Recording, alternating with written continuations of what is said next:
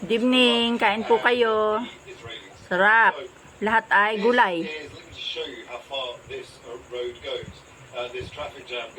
Talbos. Okra.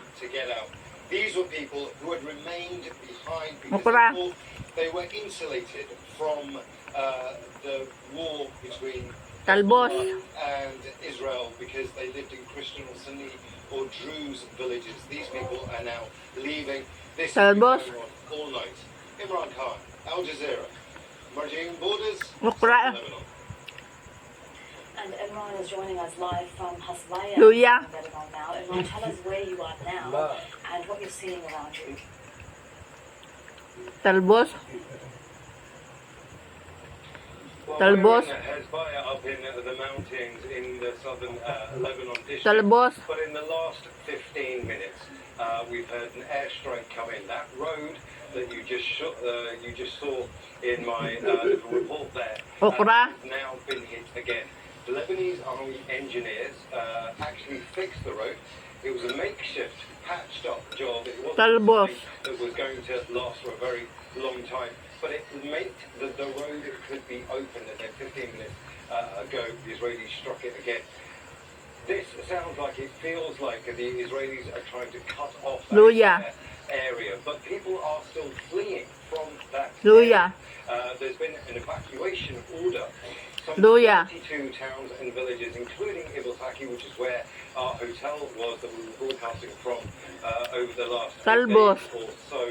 That was included in that list. The Israelis saying, you're too close to Hezbollah targets, you need to leave now. And that's Tomatoes. and that's why we've had this exodus of people coming through now. Hezbollah Okra. that they have struck several targets of Israeli artillery Talbos.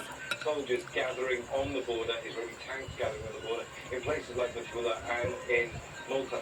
But, like my colleague Zainab was just reporting, there's Okra. some confusion as to whether they did cross. Hezbollah says they didn't cross the border, but the reports that we were getting, and that Talbos. that report just there, Luya. people telling us that they heard intense fighting going on. Now that could have been the aerial bombardment and the rocket fire getting closer and closer to the border Okra. as people were just leaving. So it is a bit of a confused picture when it comes to what is Talbos. actually happening on the border, whether there are Israeli troops crossing. Tomato. In the last few days, Israeli special forces have crossed into Kanin. Lebanese territory. They say to knock out Tomato. infrastructure very close to the border, and then they Pustas. withdrew. That may happen. That Panghuling may not masarap. happen. Certainly, the Israelis say they have the upper hand, and they are fighting, and they are inside Lebanese territory. Kalabaw uli ako ay. Like I say, something Hezbollah say isn't happening. Kaya malakas ang katawan. That you're talking about, that must be leading to even more panic around you among the people who are fleeing, while we see pictures of funerals Pustas. taking place in Sidon after similar pictures of another funeral yesterday in Fayed. Pustas.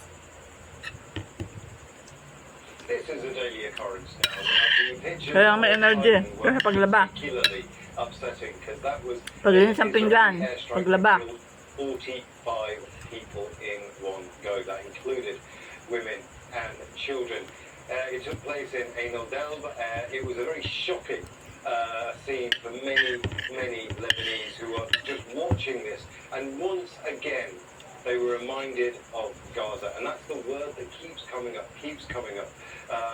People are worried that the south part of Lebanon is simply going to be turned into another Gaza with Israeli airstrikes, Israeli soldiers coming in, people pushed into alleged safe areas and then bombed there as well. People are worried for their lives. They're leaving here, southern Lebanon, but they don't know where to go. Normally they'd go into the Tir governorate, but that's been bombed as well. They'd go to Beirut, that's been bombed as well. People just don't know. They know they need to leave here, but they don't know where exactly they're going to go. Imran, thank you very much for that update. That is Imran Masarap. joining us live from Hasbaya in southern Lebanon. Thank you. She's joining us.